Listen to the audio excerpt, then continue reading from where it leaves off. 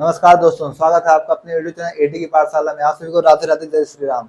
और आप लोग कैसे हैं? हम लोग का सीटेट का प्रीवियस ईयर क्वेश्चन जो एनालिसिस चल रहा है।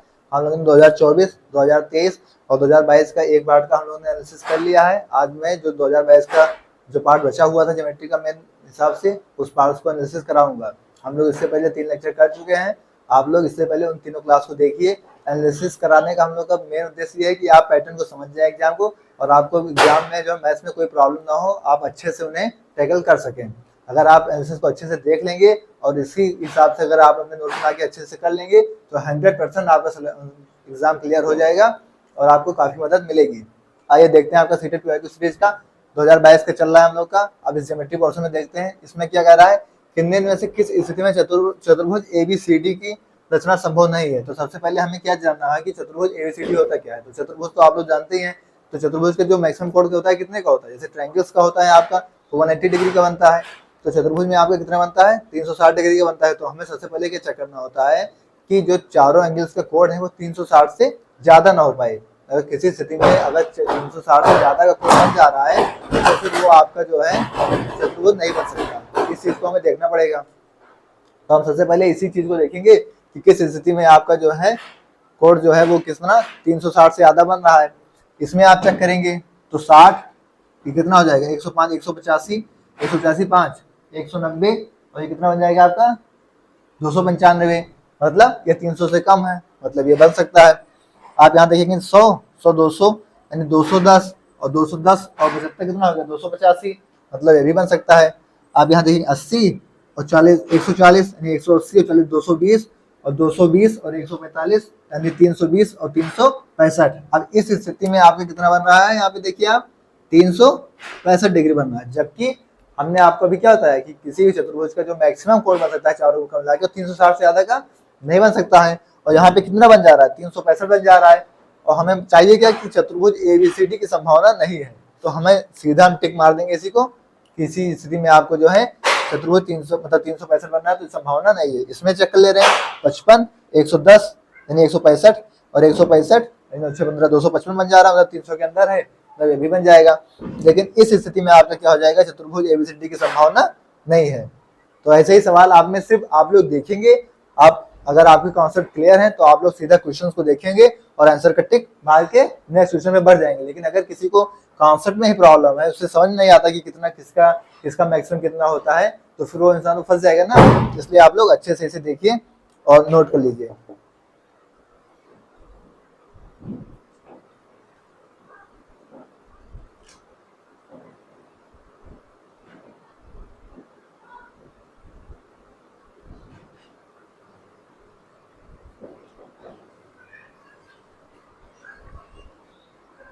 त्रिभुज ABC में BC बराबर 4 सेंटीमीटर, AC बराबर 5 सेंटीमीटर और B बराबर 90 डिग्री है और DF में D 90 है, FE 5 सेंटीमीटर है और ED 4 सेंटीमीटर है।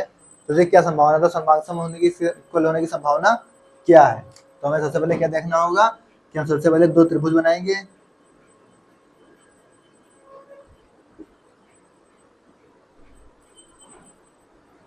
ठीक है, और उसमें हमें क्या दे रखा है कि BC बराबर 4 सेंटीमीटर दे रखा है।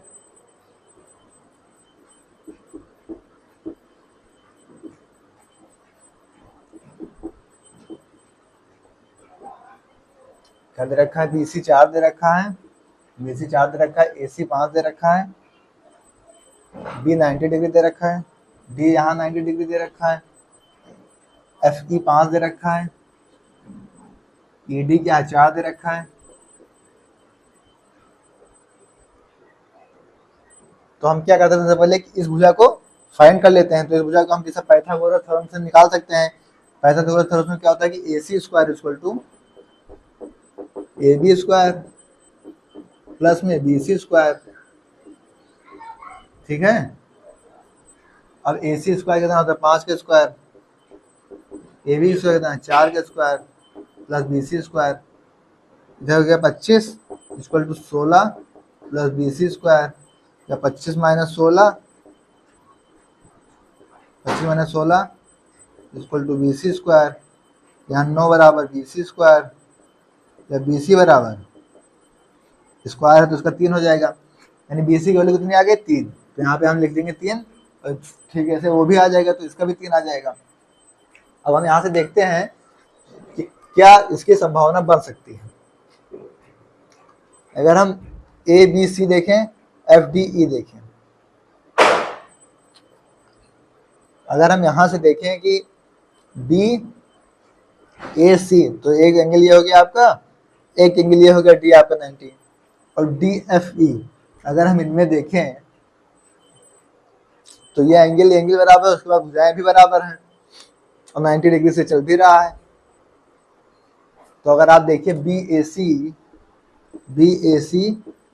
फिर हम देखें आप DFE, ये आपका क्या हो जाएगा, बन जाएगा, ये आपका हो जाएगा आंसर। नोट करिए।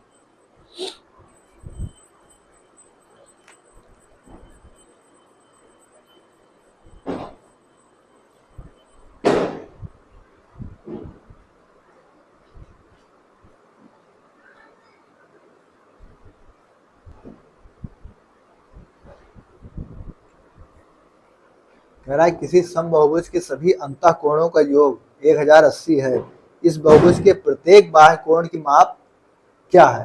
प्रत्येक बाह्य कोण की माप निकालना, हमें अंतः कोणों का योग जो है वो दे रखा है।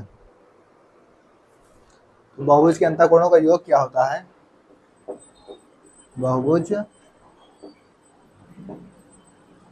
के अंतः कोणों का योग क्या होता है आपका, इसका फॉर्मूला होता है n क्रॉस 180 डिग्री माइनस 360। ठीक है।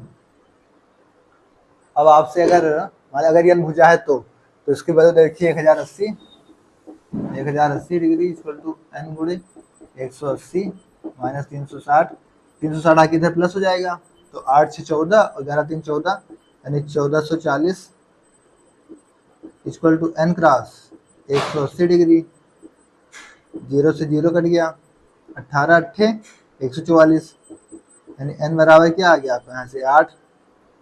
ठीक है, n बराबर आ गया आपका 8। फिर कह रहा है कि इस बहुभुज के प्रत्येक बाह्य कोण की माप, तो प्रत्येक बाह्य कोण की माप क्या होती है, यानी थीटा इक्वल टू, यहाँ आप लिखिए प्रत्येक बाह्य कोण की माप, प्रत्येक बाह्य कोण की माप क्या होगी, theta equal to 360 upon n हो जाएगा, थीटा इक्वल टू 360, n की वैल्यू है 8, 8 से काट देंगे, 8 चौक 32, 8 चौक 32, 4 36, 8 पंचे 40, तो यहाँ पे क्या होगा, ये आंसर आ जाएगा।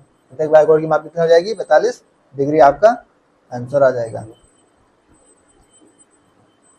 तो एक अच्छा सवाल है जो कि हमें 3 साल के 2024, 2023 और 2022 से करने, 2022 में इस टाइप का सवाल मिला है हमको, 24 और 23 में नहीं मिला था। तो इस क्वेश्चन को आप लोग अच्छे से देखिए, और ये अच्छा क्वेश्चन भी है आपका, नोट करिए। सीटेट के लेवल का भी अच्छा क्वेश्चन है और वैसे भी अच्छा क्वेश्चन है, नोट करिए।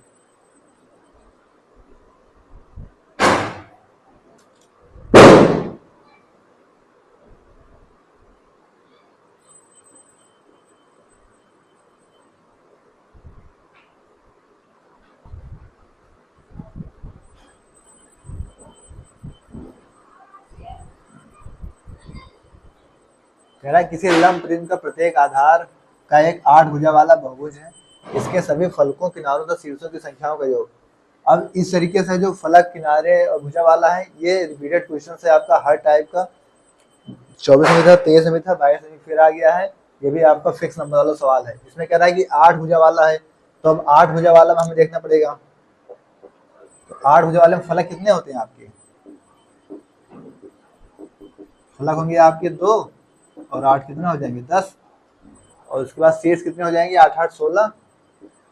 कुल शीर्ष हम देख रहे हैं, कुल शीर्ष कुल फलक, तो कुल शीर्ष आपके कितने हो जाएंगे 2 होता है ना, 8 8 का 16 हो गया। और तो कुल किनारे हो जाएंगे कितने, किनारों की संख्या आपकी कितनी हो जाएगी कुल 8 8 8 24। ठीक है। अब इससे पूछा क्या है, संख्याओं का योग, इन सभी संख्याओं का क्या करना है, योग बताना है हमको। अरे ऐसे नहीं समझ पाएगा तो देखिए,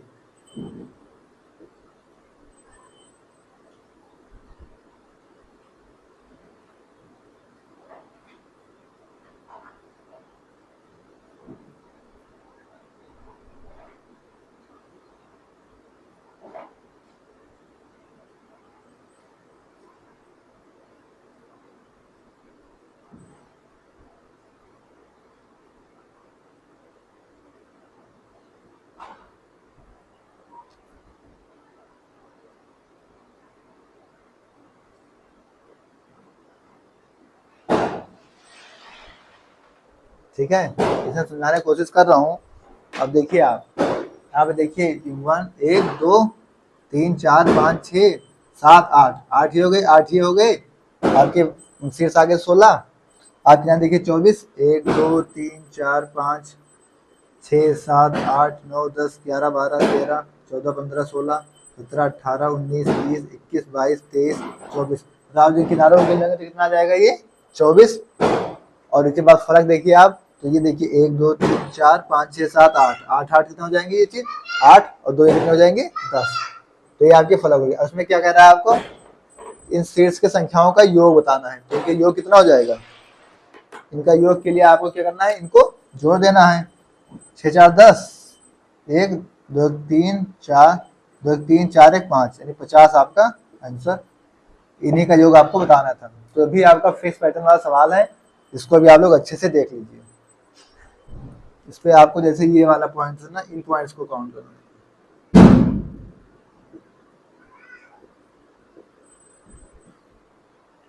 ऐसे ये भी है ऑक्टाहेड्रन है, भी ऑक्टाहेड्रन है, 8 भुजाओं वाला है।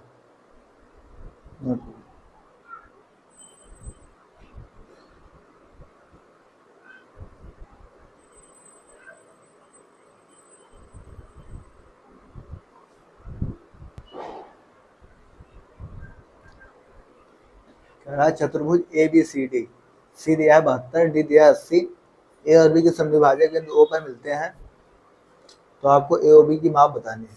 तो सर आप चतुर्भुज लीजिए ए बी सी डी।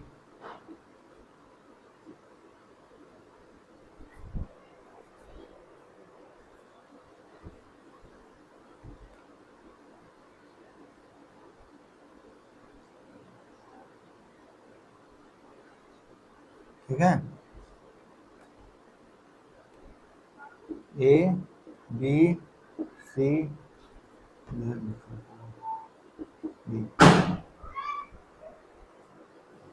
अब क्या कर रहे हैं, ए बी सी डी चतुर्भुज हो गए।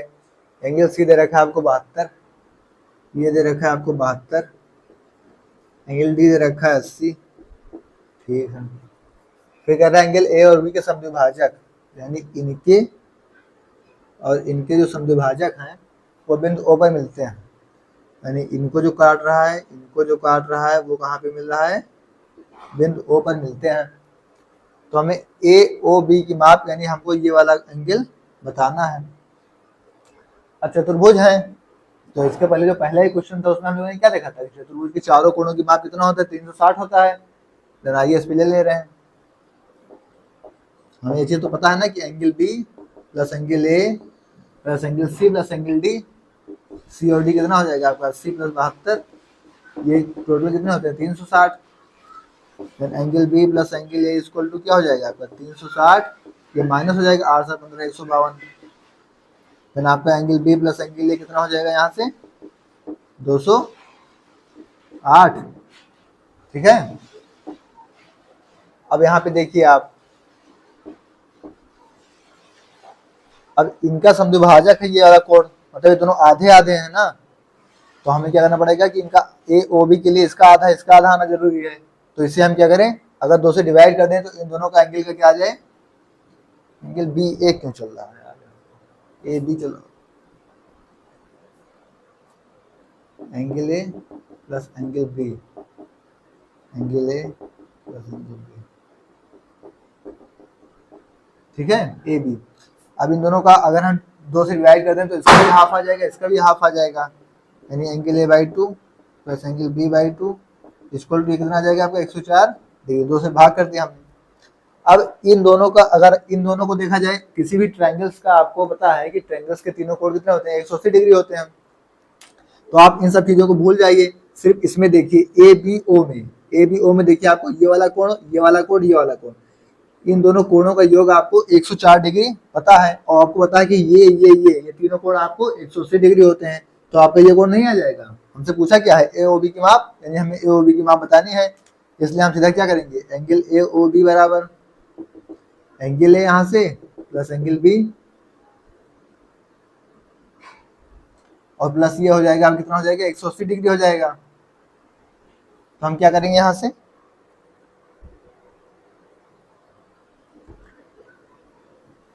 इन दोनों का हमें कितना दे रखा है, इन दोनों का हाफ हमें मिल गया 104 डिग्री का, इन दोनों का हमें 104 मिल गया, ये कितना है आपका 180 है।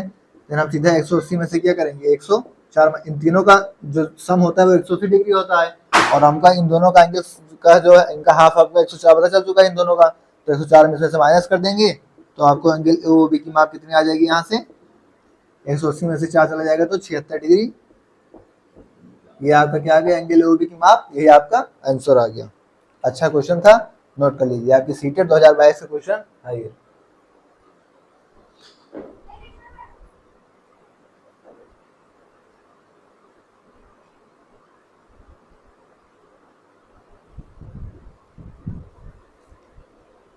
किसी वृत्त का क्षेत्रफल 616 सेंटीमीटर स्क्वायर है और इसकी परिधि आयत के परिमाप के बराबर है, जिसकी भुजाओं में अनुपात 5:6 है, आयत का क्षेत्रफल जानना।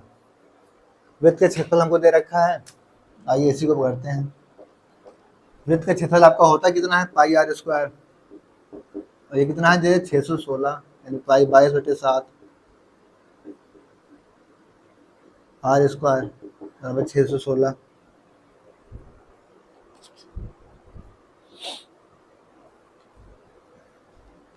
आर स्क्वायर की वैल्यू कितनी आ जाएगी यहाँ पे 616 पूरे 7/22, 11 से काटेंगे 11 बजे 55 6 67, 11 दूनी 22, 11 बजे 55, 11 66, 2 से हो गया 28, 28 में आपका 7 और 4 है तो 7 आ जाएगा और 2 आ जाएगा, यानी आर की वैल्यू यहाँ से आ जाएगी आपकी सीधा 14 सेंटीमीटर। ठीक है, फिर कह रहा है कि इसकी परिधि वृत्त की परिधि 2 पाई आर आयत के परिमाप के बराबर है, इसका अनुपात मान लिया भुजा, मान लिया आयत की क्या है आपकी, मान लिया आयत की भुजा जो है रेशियो दे रखा है तो हमने x मान लिया, इसको 5x और 6x मान लिया। अब कह रहा है कि वृत्त की परिधि जो है आयत के परिमाप के बराबर, तो वृत्त की परिधि कितनी होती है 2 पाई आर और आयत का परिमाप कितना होता है 2l + b 5x + 6x।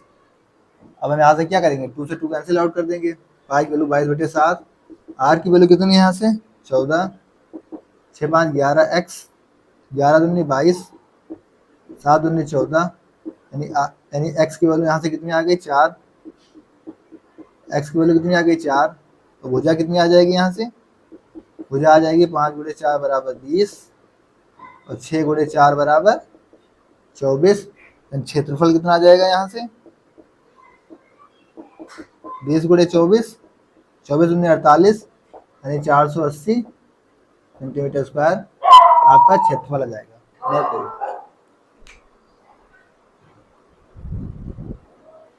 तो ये आपका आंसर आ जाएगा, नोट कर लीजिए।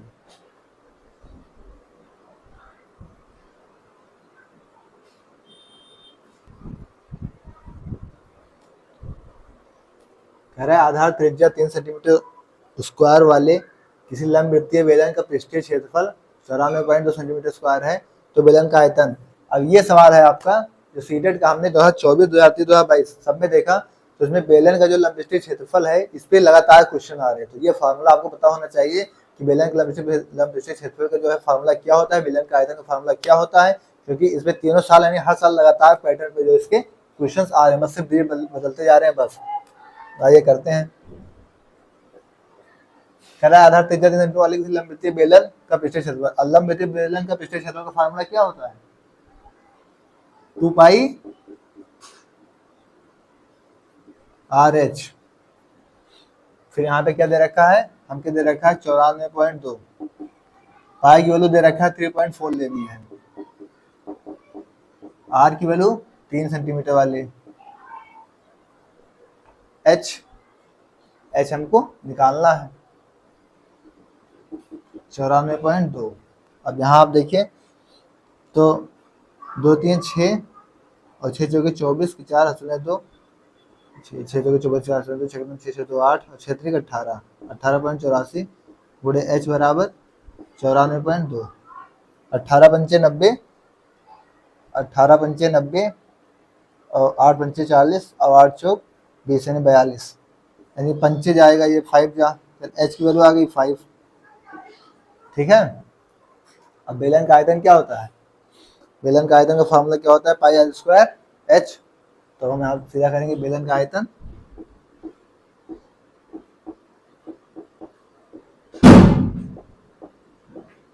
पाई आर स्क्वायर एच, पाई की वैल्यू 3.14 लेनी है, आर स्क्वायर आपका 3 का स्क्वायर, एच के बना होगा 5 दे रखा है, 3.14 गुणे 9 गुणे 5, 9 से जाएगा 9 36 हासिल नहीं 3, अगर 9 बाद 2 हासिल नहीं 1, 9 27 28 गुणे 5, 6 बजे 3 0 हासिल नहीं 3, 5 10 3 हासिल नहीं 1, 8 40 27 हासिल नहीं 4, 5 2 4 14, 141.3 क्या है आपका सेंटीमीटर।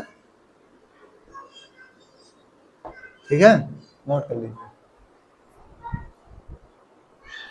ये आपका जो है आंसर आ गया बेलन का आयतन। ये फार्मूला आपको जो है इनके फार्मूले बताओ मुझे पिछले क्षेत्रफल का बेलन का आयतन का, आप डायरेक्ट लगाएंगे, थोड़ी कैलकुलेशन वाला का पॉइंट में था बस, बाकी सवाल आपका अच्छा सवाल है, रिपीटेड टाइप है, नोट करिए।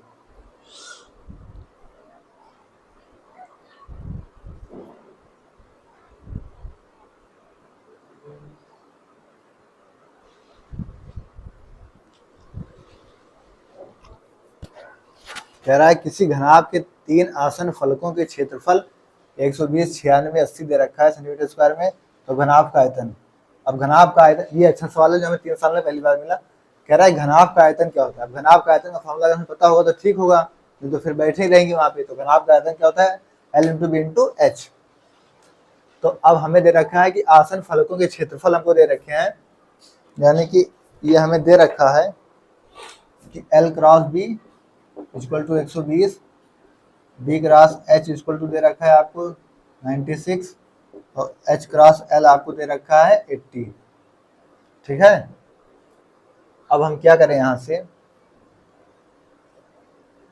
हमें घनाभ का आयतन एल बी एच चाहिए, तो अगर हम तीनों को मल्टीप्लाई कर दें तो यहाँ से L square B square H square हो जाएगा। तो क्या हो जाएगा, एल स्क्वायर बी स्क्वायर और एच स्क्वायर इक्वल टू 120 96 और 80। और अगर यहाँ से हम स्क्वायर हटा के इन सब पे ले दें, L cross B cross H equal to क्या हो जाएगा, अंडर रूट में 120 क्रॉस 96 क्रॉस 80।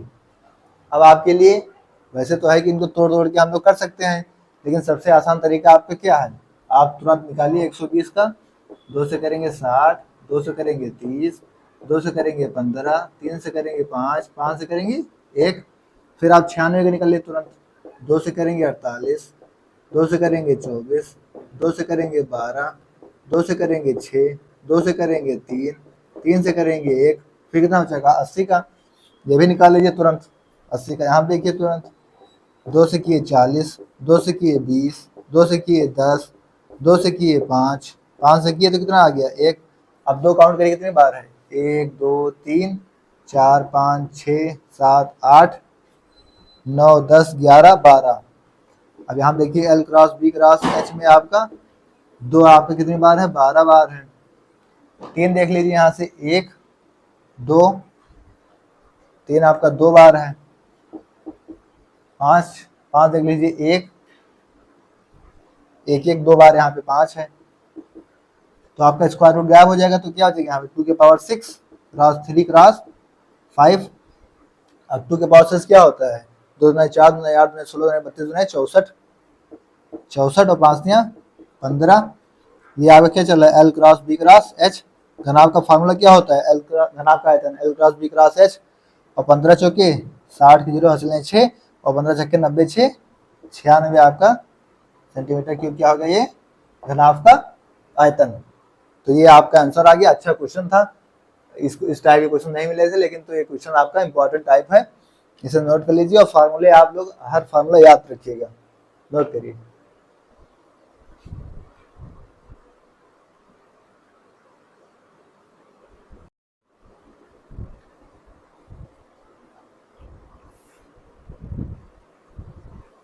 निम्न आंकड़ों के माध्यक बहुलक और परिसर का माध्य हमको बताना है, यानी आपको निकालना है माध्यक बहुलक और परिसर।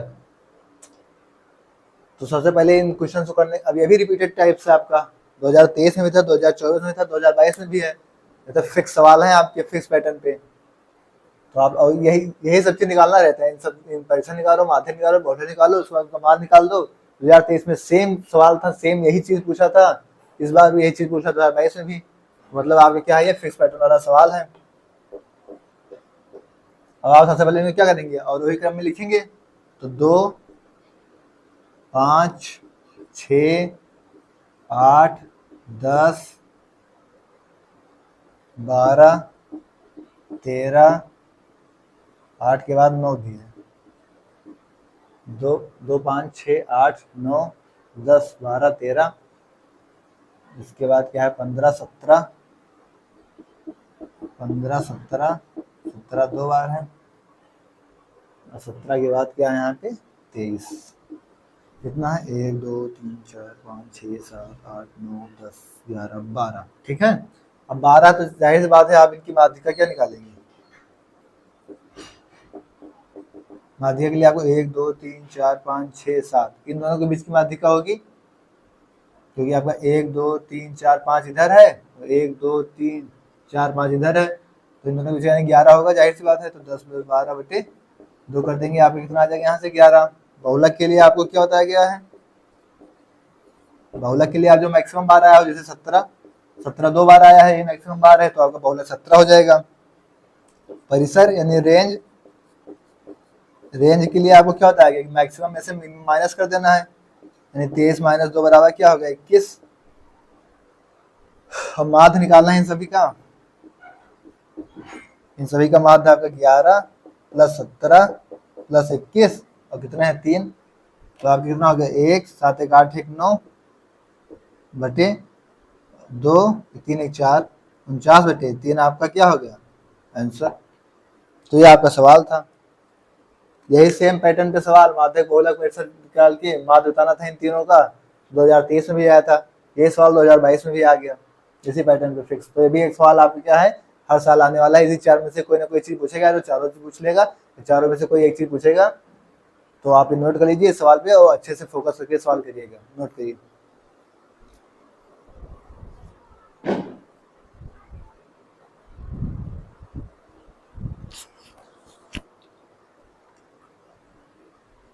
तो ये आपका 2023 वाला पेपर का एनालिसिस हो चुका है, 2024 का भी हो चुका है, आप 2022 का भी कंप्लीट हो गया है।